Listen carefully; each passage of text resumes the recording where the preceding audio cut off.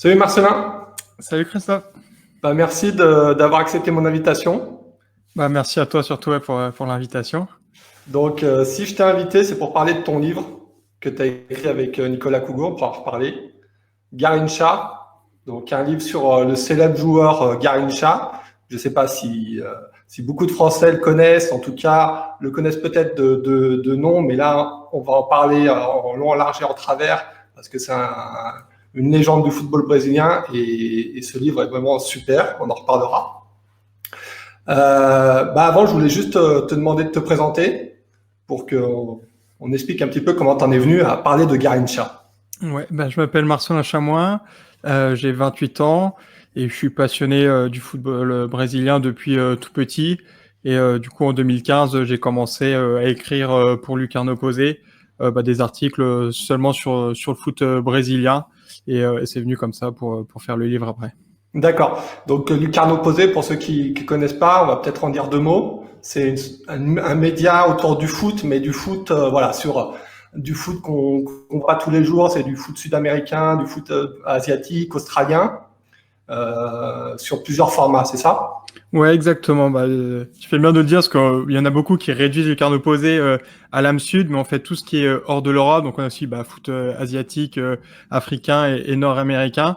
Et du coup, on a deux leviers pour que les personnes s'intéressent à ces footballs-là. C'est le suivi régulier des compétitions, donc qu'elles soient nationales ou internationales, donc par exemple la Copa Libertadores.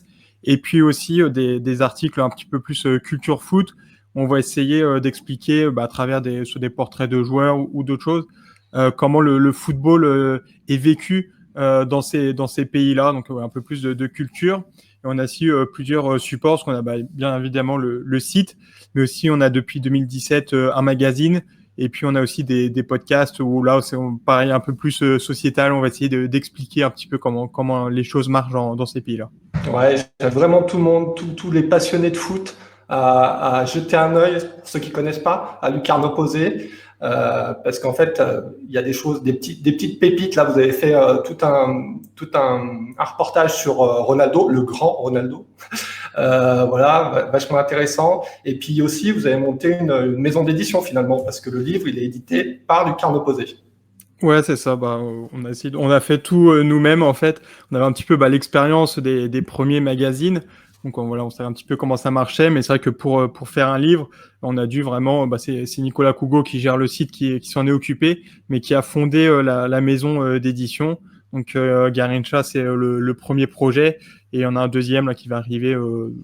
Mai, juin à peu près. Je sais pas, il n'y a pas de date encore exacte. Ouais, sur un fameux entraîneur argentin qui est passé en France, en Espagne et qui est en Angleterre maintenant. On en reparlera peut-être à la fin de ce nouveau projet. On va se concentrer sur ton œuvre, Garrincha. Alors, explique-moi pourquoi tu voulais parler de ce joueur en particulier, alors que le Brésil quand même a fait naître une série de joueurs qui sont un peu plus connus en France. Alors pourquoi Garrincha? Il y a pas mal de raisons, mais du coup, l'une de ces raisons, c'est justement qu'il est assez méconnu en France. On connaît un petit peu l'histoire de ses jambes tordues, de son dribble, la Coupe du Monde 62 aussi, et puis aussi sa triste fin. Mais sinon, on connaît pas grand-chose au final de sa vie. Donc, c'est vrai qu'il y avait l'objectif de faire découvrir ce joueur qui est en plus l'un des plus grands joueurs brésiliens de tous les temps. Donc, on est aussi sur un vrai joueur de foot avec une histoire et une carrière incroyable. Et puis c'est aussi une personnalité incroyable aussi. Donc j'espère qu'on le voit bien dans le livre, mais il y a beaucoup d'histoires qui entourent le joueur.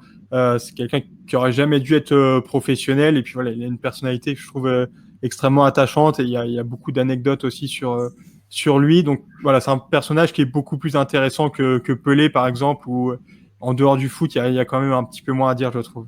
Ouais, c'est ça que j'ai aimé dans ce livre, c'est parce qu'il est bourré d'anecdotes. Alors, c'est construit avec des passages, des interviews que vous avez fait, j'imagine. Vous êtes allé au Brésil Ouais, avec Nicolas, je crois. ouais, c'est ça, ouais. Il y a des passages, voilà, où vous interviewez des gens qui ont joué avec lui, de sa famille aussi, des entraîneurs.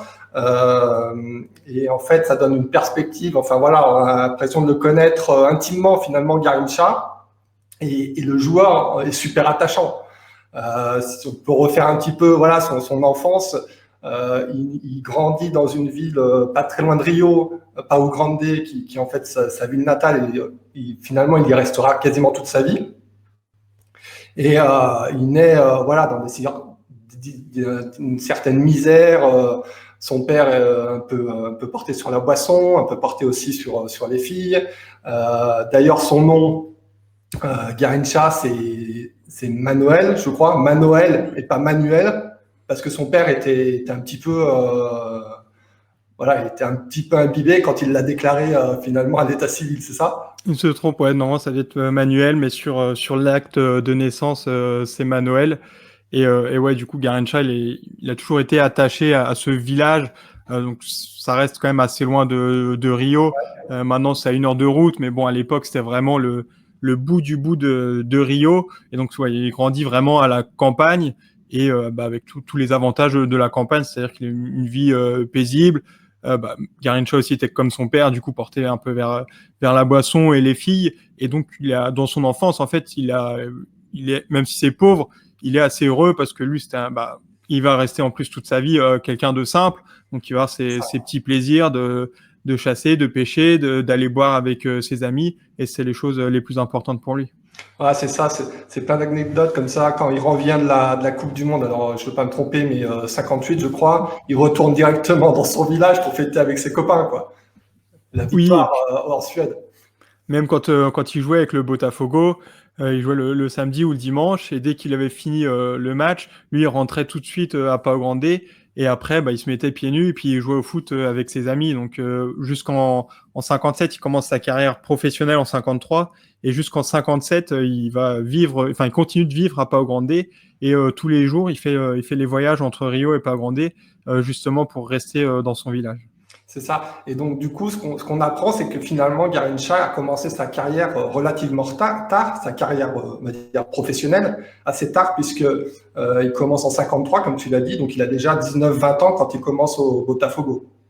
Oui, il la commence très tard et il a bien failli ne jamais la commencer, puisque dans le village, tout le monde voyait qu'il avait du talent.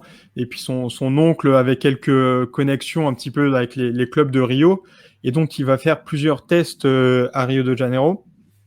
Mais à cause de ses jambes, et puis même, il y a toujours beaucoup de joueurs pour ces tests-là, en fait, il va jamais être pris au sérieux, il va jamais avoir l'opportunité de montrer son talent. Et donc, il abandonne complètement en fait le rêve de devenir, ce qui était, en plus, je suis même pas sûr en final que c'était un rêve pour lui. C'est que lui, on a l'impression finalement que bon, il aurait pu rester au ce village, travailler à l'usine. Voilà, peu lui importait finalement. Ça lui va très bien, il venait juste d'être papa en plus, donc il avait d'autres priorités. Et même quand il est repéré par un joueur du Botafogo, un petit peu par hasard, qui vient assister à un match de Garrincha et qui dit à ses dirigeants, il faut absolument prendre ce joueur, il va inviter Garrincha à faire ce test, et il le fait en début de l'année 52. Et en fait, Garrincha va attendre 1 an, il dit oui, je vais y aller, mais il y va pas. Et il va attendre plus d'1 an pour faire le test, et c'est seulement parce que le président et l'entraîneur de son club, parce que le village de Pau Grande était vraiment organisé à travers la fabrique de textiles, et c'était la fabrique où Garrincha avait travaillé qui tenait le club de foot. Et c'est le président et l'entraîneur de ce club qui vont vraiment emmener Garrincha à Rio, puisque sinon il ne serait pas allé de lui-même. Voilà, et c'est de là que bon, il va commencer sa carrière qui finalement on va dire qu'il a une carrière, si on regarde juste les dates, elle est assez longue puisqu'ils sont jubilés en 73, je crois. Mais en fait, vraiment, on va dire qu'il va avoir la plénitude de ses moyens entre 58 et 62 à peu près. Oui, on peut prendre 57, parce que c'est le premier titre de Botafogo, qui avait plus gagné depuis 48. Mais c'est vrai qu'au début, ils terminent en plus assez loin. Ils sont 6 ou 7e dans les championnats Carioca précédents. 57, ça marque vraiment le début de ce grand Botafogo. Et la fin, oui, c'est 62, parce qu'en 63, il fait seulement 2 matchs officiels. C'est ça. Ce qu'il faut préciser, c'est que à l'époque, et alors jusqu'à assez tard, il n'y avait pas vraiment de championnat central brésilien, parce que le Brésil est une fédération, et donc chaque État finalement avait son propre championnat. C'est ça ? Oui, c'est la vraie compétition, c'est les championnats Carioca. La Taça Brasil, qui est en fait une super coupe, parce que tous les champions des divers États sont rencontrés ensuite, et avec ceux de São Paulo et Rio qui commençaient en quart ou demi-finale. Et ce championnat donc, commence en 59, mais pour les grands clubs, ça correspond à 4 ou 5 matchs. Le vrai D'accord. championnat, c'est Carioca à Rio et Paulista à São Paulo. Ouais, c'est ça. Et du coup, donc, Coupe du Monde 54 en Suisse, il est pas sélectionné. Mais ça va être vraiment en 58 finalement qu'il va se révéler au monde à travers un match finalement qui est resté un peu d'anthologie. En tout cas, j'imagine au Brésil, qui est le Brésil URSS, qui est en fait le troisième match de poule, puisque en fait Garrincha joue pas en fait les premiers, il est simplement remplaçant. Oui, il commence. Il y a Joël qui est aussi qui est le titulaire qui commence les deux premiers matchs.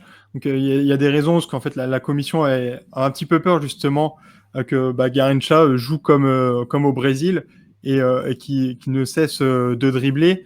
Donc il commence sur le banc pour le premier match. Contre l'Angleterre, il y a aussi le défenseur gauche anglais qui était violent, donc ils avaient un petit peu peur que Garrincha se blesse et il est un petit peu gardé sous le coude Ouais, pour la Suisse. Mais il aurait pu aussi ne jamais participer à cette Coupe du Monde, puisqu'il y a Julinho Botelho, qui était l'ailier du Brésil en 54, qui rejoint ensuite la Fiorentina en 55. Et à l'époque, les joueurs qui jouaient à l'étranger ne pouvaient pas être appelés en sélection. Et Joe Avelange, qui était le président de la CBD à l'époque, voulait que Julinho dispute cette Coupe du Monde, puisqu'il était en fin de contrat avec la Fiorentina. Il lui propose du coup de jouer. Et Julinho ne trouve pas ça correct en fait de prendre la place à un joueur qui serait ça. resté au Brésil. Et donc seulement grâce à ce refus, Garrincha peut jouer. Et après oui, il démarre contre l'URSS, donc c'est le troisième match. Les deux équipes pouvaient encore se qualifier ou être éliminées. Et il y avait une vraie peur pour le Brésil, puisque on est encore déjà, 58, c'est 8 ans après la défaite de 50, donc elle Ah, reste ouais. très présente dans les esprits. Et il y a un petit peu ce que Nelson Rodriguez appelait le complexe du chien bâtard. Donc c'est en fait cette peur par rapport aux Européens. Le Brésil espérait être grand en fait en gagnant la Coupe du Monde à domicile en 50. Et cette défaite leur renvoie vraiment à une position d'infériorité. Et donc c'est encore très marqué en 58, encore plus face à l'URSS qui avait voilà, on disait qu'ils avaient un programme Machine, quoi. scientifique. C'était une machine à gagner. Voilà, exactement. Pour ce football-là, et l'URSS faisait très peur. On avait vraiment deux types de football, entre un football brésilien, Joga Bonito, mais qui voulait se rapprocher vers un truc plus structuré. Et finalement, Garrincha, c'était entre guillemets le football de rue, pas assez stratégique, voilà. Donc il faisait un peu peur. Et face à la machine russe, voilà, c'était c'était c'était bien deux confrontations de style. Et c'est intéressant parce que du coup, dans le livre, on en parle aussi d'aspects sociaux du Brésil, notamment le racisme, notamment le fait que 50, suite à la défaite en finale face à l'Uruguay, grosso modo, on a un peu jeté la pierre sur les Noirs de l'équipe. Et après, donc, ce qui s'est passé, c'est qu'en 58, Joao Blanc n'était pas trop chaud non plus pour faire rentrer des Noirs ou des Métis dans l'équipe. Oui, sur 58, il y a quand même beaucoup de blancs. Bon, après, c'était aussi des très bons joueurs, parce que, par exemple, en arrière droit, Djalma Santos commence sur le banc, il joue seulement la finale, puisque De Sordi, qui était blanc, lui, est blessé pour le dernier match, mais c'était aussi un très bon joueur. Pareil, au milieu, je crois que c'est Dino Sani qui commence, c'est aussi un très bon joueur, Joël aussi. Donc, il y a 58, ça reste quand même une équipe assez métissée au final. Mais c'est vrai que si on regarde sur le début du championnat, c'est beaucoup de blancs qui jouent. Mais après, Pelé, par exemple, commence aussi comme Garrincha contre l'URSS, mais il était blessé aussi sur les deux premiers matchs. Il pouvait pas jouer. Donc après, je ne sais pas quelle est la partie entre racisme et choix sportif. Mais c'est sûr que le noir a été en tout cas accusé de la défaite de 1950. Et quand on parlait de cette position d'infériorité dans laquelle se mettait le Brésilien, bah, c'était encore pire pour les Noirs, où il y avait un petit peu une volonté de blanchiser la population. Ouais. Et donc cette compétition de 58, bon, ils vont la gagner avec un match en demi-finale, un match contre la France. Bon, chez nous, on le connaît bien. Et la finale 58 contre, je me rappelle plus. C'est contre la Suède, le pays hôte. Contre la Suède, le pays hôte. Ok. Donc première victoire avec la grande équipe, Pelé, Vava, Didi, Dida, que des grands Zagallo aussi. Que je précise, qui a fait quand même la préface du livre. Bravo. Ouais. Comment vous l'avez obtenu, ça? Zagallo, juste pour préciser quand même, légende brésilienne, double champion du monde en tant que joueur, et après champion du monde en tant qu'entraîneur en 70, oui. Et entraîneur adjoint en plus, je crois, en 94. En 94, ouais. Donc comment vous l'avez obtenu, ça? J'ai vu le contact de son fils, et après, ouais, ça a été très difficile, parce que j'ai relancé, à chaque fois il me disait oui, mais bon, Zagallo est quand même déjà assez âgé maintenant, donc c'était difficile de l'avoir, mais ouais, ça a été compliqué de l'avoir, puis finalement je lui ai envoyé les questions, et c'est son fils du coup qui m'a envoyé l'audio de Zagallo qui répondait, mais ouais, c'est assez incroyable de l'avoir pour la préface, parce que ouais, comme tu l'as dit, c'est l'un des plus beaux palmarès du football mondial, parce que oui, il a 2 Coupes du Monde en tant que joueur, une entraîneur, une adjoint. Il fait une finale en 98 aussi. Et puis en plus, ce qui est bien, c'est ce qu'il dit aussi dans la préface, c'est que comme il commence sa carrière au Flamengo, et c'est après la Coupe du Monde 58 qu'il rejoint Botafogo, il a affronté Garrincha, enfin il a joué avec et contre Garrincha, et donc c'est ce dont il parle dans la préface. Ouais, voilà. Et donc 58-62, bon 57-62, on va dire plénitude de Garrincha, de son football. Et là, on peut peut-être parler un peu de son football à Garrincha, parce qu'on n'en a pas parlé. C'est le dribble, quoi, l'art du dribble, le dribble pour le dribble. Et c'est ça qui est super intéressant aussi dans le livre, c'est que en fait Garrincha, pour lui, le foot, c'est un jeu, parce que faut pas non plus trop angéliser l'époque. Hein.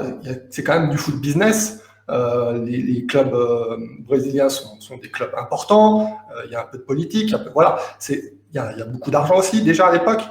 Et lui, en fait, il se concentre sur le jeu, quoi, sur le dribble. C'est ça qui l'amuse.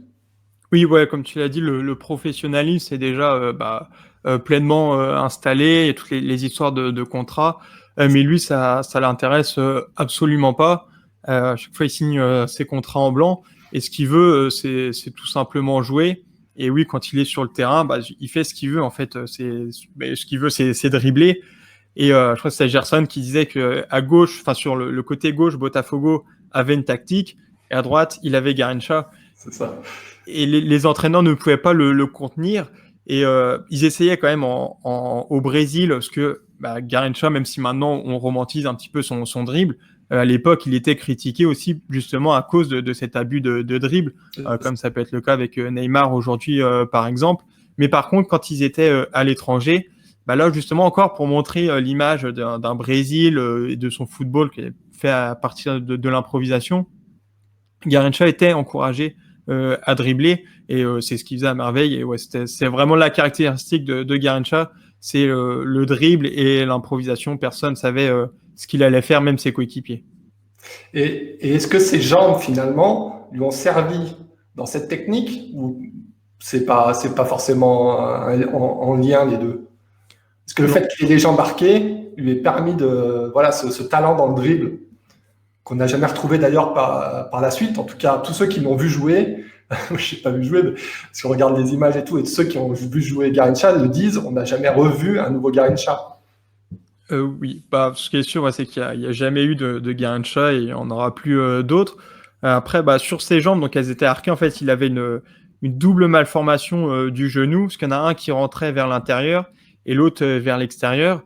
Et donc, il avait une jambe plus courte que l'autre. Et donc, la légende, oui, dit que c'est grâce à cette malformation qu'il a pu dribbler. Après, je suis pas sûr que ça se vérifie. En tout cas, ce qui est sûr, c'est qu'il avait des cuisses très impressionnantes et puissantes. Et je pense que c'est surtout, en fait, ces cuisses qui permettaient ce que c'était vraiment son premier pas. En fait, il maintenait un petit peu la jambe droite en suspension. Et après, il envoyait l'extérieur du pied pour partir. Et le défenseur, même s'il savait ce qu'il allait faire, c'était inarrêtable. Donc c'est vraiment ce premier pas qu'il avait qui lui permettait de faire la différence. Je suis pas sûr que ce soit grâce à cette jambe plus courte que l'autre. Et ouais, voilà, c'est vrai que ce dribble était finalement toujours le même. Ça, Oui, on le lit dans le livre. Alors, mais il le faisait tellement à perfection et en fait, le ballon était trop loin du défenseur à chaque fois, quoi, du fameux Joao. oui, c'est ça. En fait, il n'y avait pas de façon de l'arrêter. Un petit peu comme Robben, on sait qu'il va rentrer à l'intérieur. Garrincha, lui, c'était l'inverse. Il n'y a pas de faux ailiers. C'était vraiment des joueurs de couloir. Et donc, il fixait le défenseur et il partait sur le côté, même si le défenseur, parfois, le suivait une fois.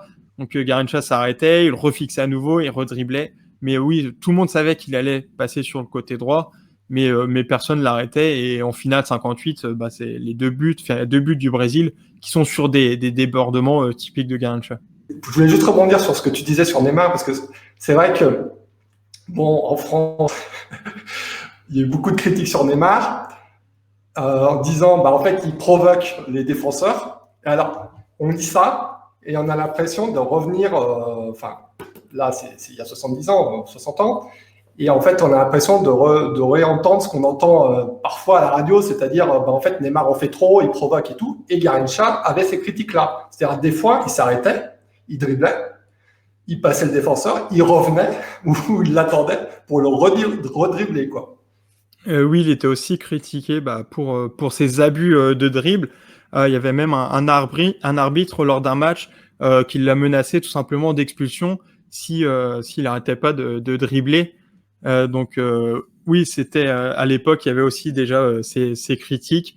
Et peut-être que plus tard, on se rendra compte de la valeur de Neymar et ce qu'il apporte au foot. Exactement, c'est ce que tu dis une phrase, tu dis on regarde sur YouTube les dribbles de Ronaldinho, on regarde pas les buts d'Inzaghi, quoi. Oui, ouais, le dribble, ça fait partie vraiment du football et c'est ce qui est le plus divertissant. Enfin, pour beaucoup, je pense qu'ils commencent à jouer au foot pour dribbler et le but reste secondaire. Mais, enfin, quand on veut jouer dans la cour d'école, on va chercher d'abord à dribbler plutôt que de marquer. Donc on en vient à 62, et là, 62. Alors, cette Coupe du Monde 62, je sais pas ce que tu en penses, j'imagine qu'au Brésil, ça reste quand même une Coupe du Monde d'anthologie, puisqu'ils l'ont gagnée. En France, j'ai l'impression que c'est une Coupe du Monde qu'on a complètement zappée. On parle pas mal encore de 58, parce qu'il y a eu Juste Fontaine, il y a eu les Bleus jusqu'en demi-finale, et il y a eu ce match contre la légende Pelé, enfin naissante, hein, les gens le découvraient en 58, en tout cas en Europe. Il y a 66 avec l'Angleterre en finale et cette fameuse barre en rentrant ou pas. Alors que 62, alors peut-être parce que c'était loin, peut-être sûrement parce qu'il n'y avait pas l'équipe de France, mais je ne sais pas en Brésil si on en parle encore de cette Coupe du Monde. Du coup, ça fait vraiment un duo avec la Coupe du Monde 58, parce que c'est quasiment le même groupe brésilien. Il y a très peu de changements entre les deux Coupes du Monde. Et oui, pour les Brésiliens, je pense que 58 reste beaucoup plus marquant, puisque c'est la première Coupe du Monde remportée. Il y a ce trio Didi, Pelé, Garrincha. Et donc, 62, en fait, c'est la coupe de Garrincha. Donc, au Brésil, on dit que c'est avec Maradona 86, il y a eu Garrincha 62, où c'est vraiment un joueur qui gagne la Coupe du Monde à lui tout seul. Mais oui, je pense qu'il y a peut-être un peu moins de matchs marquants sur cette Coupe du Monde que sur les autres. Marqué par des matchs assez violents. Ouais. C'est aussi ça, peut-être, qui a fait que bon, elle n'est pas resté trop dans les annales. En tout cas, dans mon esprit, après, je ne sais pas. Et d'ailleurs, Garrincha, Pelé en fait les frais puisqu'il est blessé dès le premier match. Il se blesse le deuxième match. Le premier match est assez décevant contre le Mexique. Il n'y a que Pelé qui est au niveau. Il met un but incroyable. Et il fait la passe aussi pour Zagallo, je crois. Et il se blesse contre la Tchécoslovaquie, mais il se blesse tout seul sur une frappe. Il y a une blessure à l'aine. Après, il essaye de revenir pour la finale, mais il est trop court physiquement. Mais c'est vrai que 62, avec la bataille de Santiago, Chili-Italie, ça a été une Coupe du Monde très violente. Et peut-être aussi que, mis à part le Brésil, ça manquait un petit peu d'équipe qui ont vraiment marqué la compétition. Donc, suite à la blessure de Pelé, finalement, Garrincha, il se place au centre de l'attaque, finalement. Et il va porter l'équipe un peu à lui tout seul. Et alors, l'anecdote, c'est qu'en demi-finale, je ne sais plus, mais il y a une embrouille finalement avec un joueur chilien. Il est expulsé, très rare d'ailleurs, parce que Garrincha a pris des coups, il en a pris à chaque match et tout ça, mais il se relevait et puis il disait rien, quoi. Ouais, c'était assez incroyable de le voir quand il prenait des coups, parce qu'il y avait des coups très violents.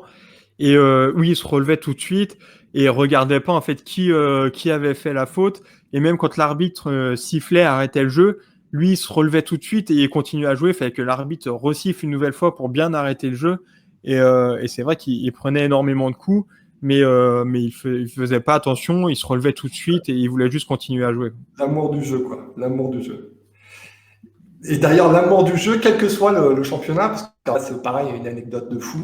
58, il gagne la demi-finale. Et c'est Nilton Santos, je crois, qui lui dit il reste encore la finale à jouer. Enfin, il reste que la finale à jouer. Et lui, il s'étonne, il dit mais c'est quoi ce championnat En fait, en 5 ou 6 matchs, on arrive à gagner un championnat. C'est beaucoup mieux le championnat Carioca parce qu'il y a beaucoup plus de matchs et il y a deux phases. Voilà quoi. Le mec il débarque et il savait même pas vraiment quels étaient le nombre de matchs à jouer quoi. C'est une Coupe du Monde. Mais il aurait pu faire exactement ça avec ses potes, pas au Grand D, quoi. Ouais, il faisait pas attention aux adversaires. Bon, après, avec le championnat Carioca, il a fini un petit peu par connaître les différentes équipes. Mais oui, quand il rentrait sur le terrain, en plus, Botafogo faisait beaucoup de tournées. Et donc, il faisait pas la différence si c'était Real Madrid ou un petit club. Il savait même pas qui étaient les joueurs, qui étaient les équipes. Lui, tant qu'il y avait le ballon, ça lui suffisait. Et c'est vrai que ça l'a marqué toute la suite de sa carrière. C'était vraiment l'adversaire n'avait pas d'importance. Ce qu'il voulait, lui, c'était jouer, quoi. Voilà. Et pour en revenir donc à la Coupe du Monde 62, donc il est exclu à la demi-finale. Et bon, par l'intervention des hautes instances, on va dire, il peut finalement jouer la finale, gagnée par le Brésil. Voilà, donc deuxième Coupe du Monde gagnée par le Brésil, en fait portée totalement par Garrincha. Et comme tu l'as dit, c'est un petit peu comme Maradona le fera un peu plus tard en 86 avec l'Argentine. Oui, parce que avec la blessure de Pelé, en fait, il y avait plus de leader technique, on va dire, devant.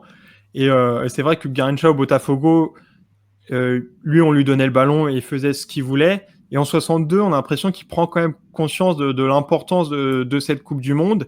Et il va avoir un rôle beaucoup plus important vraiment dans le jeu du Brésil. Et il faisait aussi des choses qu'il n'avait jamais faites en club. Il va marquer de la tête, par exemple, et il prend vraiment le jeu à son compte. Et c'est comme ça qu'il va vraiment s'inscrire dans la légende de la Coupe du Monde. Est-ce que c'est vraiment lui qui fait le jeu du Brésil?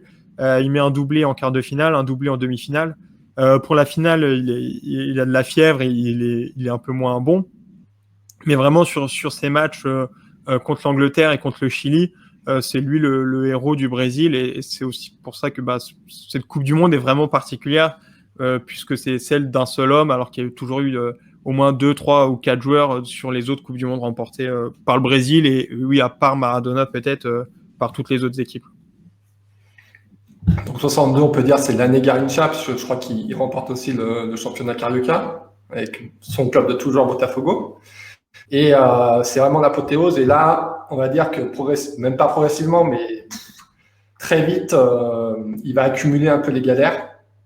Et c'est là, en fait, on tombe un peu dans le drame, quoi. J'ai envie de dire, il accumule alors des soucis liés à l'alcool, liés aux femmes, on va en reparler, liés à l'argent, parce qu'en fait, il ne sait pas gérer l'argent. En fait, il vit très pauvrement, très chichement. Enfin, il a besoin de peu, mais en fait, c'est parce qu'aussi Botafogo le paye à coups de lance-pierre. Il n'a jamais négocié ses contrats, comme tu disais.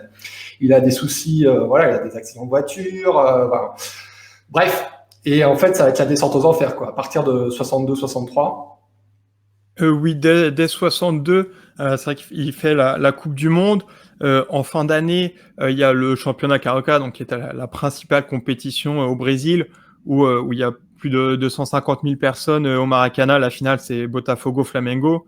Il met un doublé, il est impliqué aussi sur le troisième but. Donc c'est son apothéose, son dernier grand match au Maracanã. Mais déjà un petit peu avant, il commençait déjà à être critiqué. Donc bon, on va en reparler. Mais en fait, tous les joueurs de Botafogo, comme ils ont été champions du monde une nouvelle fois, ils ont encore un nouveau statut. Il y avait une grande partie des, 4 ou 5 titulaires qui étaient du Botafogo. Amarildo notamment qui va remplacer Pelé au cours du tournoi. Et puis après, Nilton Santos, Zagallo et Didi. Et tous ces joueurs vont prolonger leur contrat avec une augmentation salariale à la clé après la Coupe du Monde. Et les dirigeants vont faire attendre Garrincha qui, pour une fois, va en fait demander d'être payé à sa juste valeur puisqu'il va rencontrer Elsa Suarez et c'est elle qui lui dit qu'une carrière de footballeur, c'est très court et que bientôt il pourra plus jouer et il va falloir mettre de l'argent de côté parce qu'elle se rend compte aussi qu'il n'a pas... il a rien en fait. Et du coup, elle lui dit tu dois être payé à ta juste valeur. Et les dirigeants vont vraiment ne pas apprécier cette intervention d'Elsa Suarez et ils vont faire traîner très longtemps l'affaire pour prolonger enfin le contrat de Garrincha. Voilà, donc tu l'évoques là à l'instant, c'est cette histoire d'amour avec Elsa Suarez.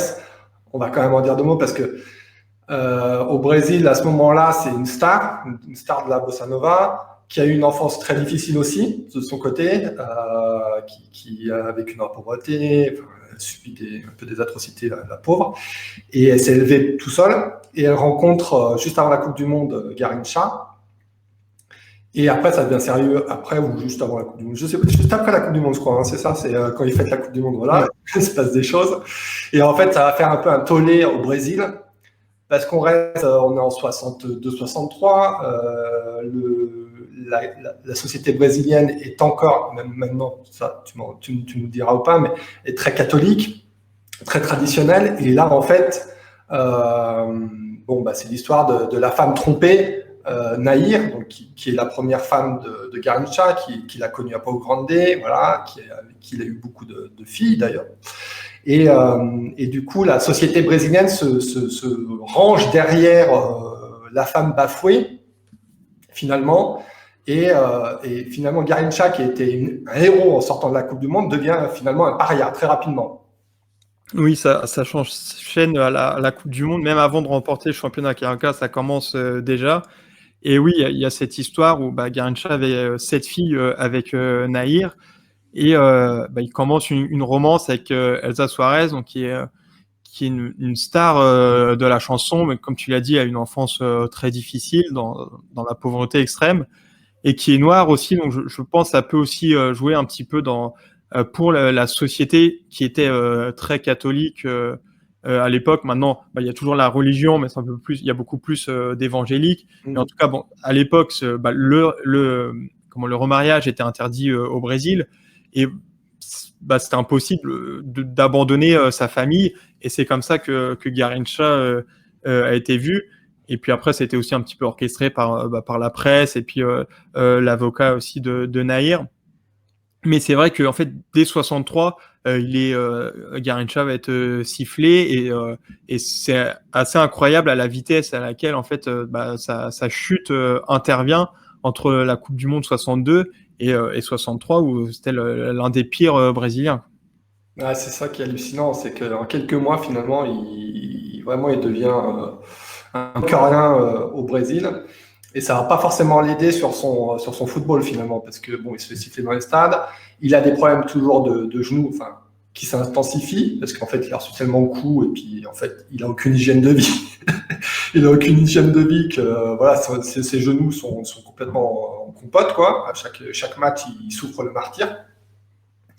Et il y a cette histoire d'amour en plus. C'est vraiment, alors on va pas voiler la face. C'était un coureur de jupons invétéré. Il avait plein d'amantes et tout ça. Mais avec Elsa Suarez, c'est vraiment l'amour de sa vie, quoi. Il y a vraiment quelque chose de très sérieux. Il tient vraiment à elle.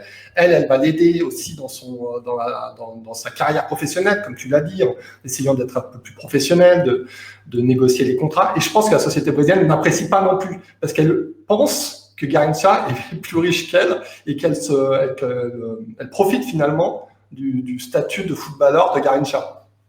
Oui, elle était vue comme ça, parce que Garrincha était décrit comme quelqu'un de naïf. Et donc, Elsa Suarez, dans l'imaginaire des gens, elle vient prendre l'argent de Garrincha, alors que oui, avec ses disques, elle gagnait beaucoup plus d'argent que Garrincha, qui n'était pas payé à sa juste valeur au Botafogo. Mais c'est vrai que oui, tous les problèmes vont s'accumuler à ce moment-là, et ça va pas aider sa prolongation de contrat, son problème au genou. Après, c'est vrai que vu sa malformation, c'était assez évident qu'il allait finir par avoir des problèmes. Mais du coup, Botafogo lui dit tu peux pas jouer, on va pas te prolonger. Donc il y avait vraiment tout qui arrive au même moment. Et c'est aussi comme ça qu'il va s'enfoncer un peu plus dans l'alcool. Mais c'est vrai que c'est important de le dire, parce que même encore aujourd'hui, il y a des gens qui pensent qu'Elsa Suarez a eu une influence négative dans sa carrière, alors que c'était vraiment elle qui le motivait à aller à l'entraînement, parfois qui l'accompagnait même à l'entraînement pour être sûr qu'il y aille. Et donc qui a eu une importance dans sa carrière. Mais c'est juste que Garrincha, à cette époque-là, il pouvait plus donner pour le football. En fait, il y avait eu tellement de matchs, et lui, il avait son genou qui faisait souffrir. Après aussi, il a refusé de s'opérer, d'être opéré, parce que il y a quand même des croyances qui viennent un peu de son village, où il avait très peur d'une opération. Tout ça n'a pas aidé. Mais Elsa Suarez a été la femme de Garrincha, le grand amour de sa vie. Voilà, et donc on va peut-être pas tout dire, mais voilà, il va progressivement, et bon, il va enchaîner, il va partir en Italie, enfin, il va enchaîner des clubs, mais sans vraiment jouer, enfin voilà. Et puis, finalement, il va arrêter sa carrière en 73 avec un jubilé. Il va gagner de l'argent sur le jubilé qu'il va réinvestir dans un business foireux. Et finalement, Elsa Suarez, on a finalement assez de ses problèmes d'alcool et tout ça, malgré son aide. Elle décide de le laisser. Et là, progressivement, il va s'enfoncer dans l'alcool et jusqu'à en mourir finalement en 83. Donc il a 49, 50 ans, quoi. Ouais, il a 49 ans. C'était le 20 janvier 83, donc il est né à la fin de l'année 1933. Et c'est vrai que oui, dès 62, en fait, c'est une chute, donc on l'a dit, qui arrive très vite. Mais en fait, au fil des années, il continue de s'enfoncer. C'est vrai qu'à chaque fois qu'on se dit que ça peut pas être pire, en fait, si, il y a toujours quelque chose qui arrive. Il a plus du tout d'argent. Il a failli aller en prison à cause de ses dettes. Il perd Elsa, qui petit à petit se voyait retourner dans la pauvreté et la violence qu'elle avait connue étant enfant. Et après, Garrincha, il s'enfonce dans l'alcool, et même quand il reçoit de l'aide, en fait, ça fonctionne, mais pas longtemps. En fait, il y a toujours une rechute. C'est un alcoolique, mais il a eu aussi beaucoup de périodes où il arrêtait l'alcool. Pendant plusieurs mois, il parvenait à ne pas boire. Il a eu de l'aide de ses anciens coéquipiers aussi. Et puis, il y a toujours une rechute où il se remet à boire. Et ça a été comme ça jusqu'à la fin de sa vie. C'est ça. C'est un peu une histoire dramatique. Il a connu le plus haut et le plus bas, quoi. Et il a fini au plus bas, malheureusement. Mais à l'époque, en 83, il est encore. C'est déjà une légende, je veux dire, dans le corps des Brésiliens, ou c'est venu après, suite forcément à cette vie un peu rocambolesque? Je pense que c'est venu après, même si il a toujours été très respecté pour ce qu'il avait fait, surtout 58 et 62. Et puis le jubilé de 73 aussi est incroyable au Maracana, parce qu'il y a je crois 170 000, peut-être un peu moins, mais en tout cas, il y a plus de 100 000 personnes. Tous vont payer leur billet pour aider Garrincha. Et il y a une démonstration d'amour qui est incroyable. Il y a le match qui est disponible sur YouTube. Dès le premier ballon vers Garrincha, le Maracana va s'enflammer. Et le match est incroyable. Même sa sortie, après, il fait un tour du terrain. Donc, Garrincha, c'était déjà une idole. Mais c'est sûr que entre 73 et 83, il a été un petit peu oublié. Et c'est seulement après sa mort où où on s'est dit, oui, en fait, Garrincha a beaucoup fait pour le Brésil, et finalement, le Brésil a. Enfin, en tout cas, la CBD, même si, enfin, la Confédération brésilienne, même si il louait un appartement pour Garrincha, c'est sûr que lui non plus aussi, on lui a promis, comme à tous les joueurs de 58, qu'il allait avoir des terrains, de l'argent. Il n'y a jamais eu de tout ça. Et même par rapport au peuple, il a été un petit peu oublié, parce qu'il disparaissait un petit peu aussi des actualités. Forcément, il ne faisait pas d'intervention télévisée comme Pelé, qui est jamais sorti du paysage brésilien.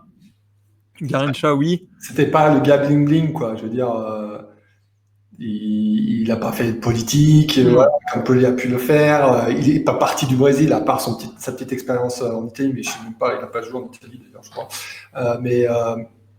Voilà, c'est un peu l'anti-Pelé, quoi. Pelé était fade, enfin, je veux dire, on peut le voir un peu comme fade, en fait, il avait une vie assez débridée, Aussi, ouais. ailleurs, faut pas se leurrer, mais on peut le voir comme un gars parfait, avec une hygiène de vie parfaite, fade, qui après a fait dans le business, qui allait aux États-Unis pour Garrincha, c'est tout l'inverse, quoi. Oui, ils sont très différents, les deux. C'est vrai que Pelé a toujours cherché à contrôler son image et ne pas se mettre dans des polémiques ou même prendre des risques dans ses interventions. Alors que Garrincha, il s'en moquait de tout ça. Lui, enfin, même la célébrité, en fait, c'est quelque chose qui le dépassait et même qui le gênait, surtout quand dans sa partie de carrière où c'est devenu difficile après 62. C'est sûr qu'il aurait aimé ne pas être célèbre. Il a même pensé à prendre sa retraite, mais il pouvait pas pour des raisons financières. Ouais. Mais c'est sûr que tout ça, lui, ça passait au-dessus de lui, quoi. Voilà, c'est tout ce qu'on vient de dire que vous retrouvez, et bien d'autres choses que vous retrouvez dans ce livre, Garrincha, édition Lucarne Opposée. Je vous conseille vraiment. Et du coup, si vous voulez aller, alors il n'est pas enterré à Pau Grande, hein. Il est dans une petite ville à côté, c'est ça? Ouais, à Raíz de Serra, c'est juste à côté. Ouais. Vous y êtes allé, du coup, avec... Oui. Mais en fait, on s'est trompé en arrivant, parce qu'on voulait aller à Pau Grande, et du coup, on est allé dans le village d'à côté, et du coup, on a pu voir sa tombe, qui est aussi à l'image en fait de la vie de Garrincha, on voit à peine son nom sur la tombe. Elle est pas entretenue. On sait même pas si son corps est dans la tombe, mais ça représente aussi la vie et la mort de Garrincha.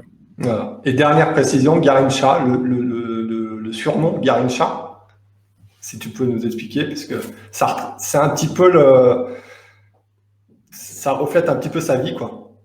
Oui, alors ça lui a été donné par sa sœur quand il avait 4 ans, donc c'est déjà un trait de sa personnalité qui vient tout jeune. Et en fait, Garrincha, c'est un oiseau donc, qui vit à Pau Grande, qui est en tout cas présent à Pau Grande. Et la légende dit qu'en fait, il préfère mourir que de vivre en captivité. Et donc, ça collait déjà bien avec sa personnalité à l'époque, et ça lui a suivi toute sa carrière, parce que ça le représentait extrêmement bien. C'est assez fou, c'est assez fou.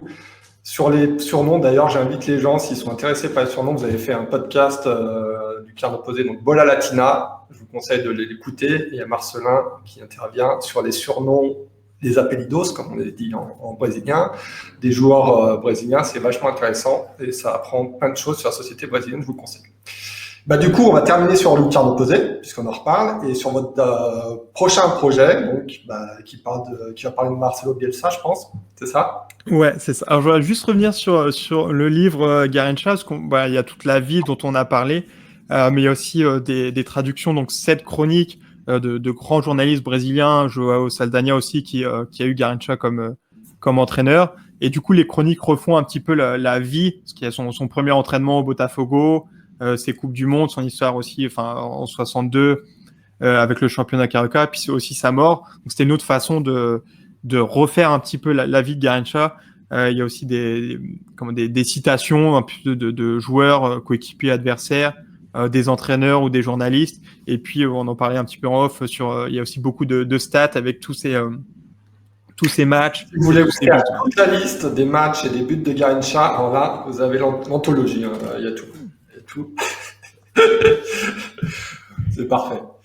Et du coup, sur Bielsa, en fait, c'est une traduction ce coup-ci C'est un livre, ils ont retrouvé, je crois, des notes quand Bielsa était sélectionneur du Chili. Je crois, il les a jetées dans un lac et elles ont été récupérées. Donc c'est Bielsa qui parle à la première personne. Moi, je n'ai pas lu le livre. J'avais juste vu un résumé sur un article qui a été fait dans notre magazine, puisqu'on a une rubrique sur des livres. Et donc, il y a eu un magazine qui parlait justement de ce livre, donc qui a été écrit en espagnol. Et là, c'est la traduction qui va être faite par Nicolas Cougo, qui est le rédacteur en chef de Lucarne Opposée. Et Nicolas, son nom, je l'oublie, mais qui a été le traducteur de Bielsa lorsqu'il était à Marseille. Donc, il y a pas mieux placé, on va dire, pour traduire ce livre. Et c'est un livre qui permet vraiment de rentrer dans la pensée bielciste. Et voilà, ça montre un petit peu ses préceptes de jeu et sa philosophie aussi. Donc ça va sortir dans les mois qui viennent. Et ouais, je pense que ça va être très intéressant. Ouais. Parfait, super projet. Donc à suivre. Vous pouvez suivre Lucarne Opposée sur les réseaux sociaux pour en savoir plus. Voilà, je crois qu'on a fait le tour. Je vous invite une nouvelle fois à commander donc sur le site de Lucarne Opposée. Voilà, comme ça, on ne fait pas d'argent pour les plateformes ou autres. Achetez directement chez Lucarne Opposée. Merci beaucoup, Marcelin. Merci à toi, c'était vraiment très cool à faire. Ouais, moi aussi. Et puis à bientôt pour une nouvelle interview sur le blog de Weekend Foot. À bientôt.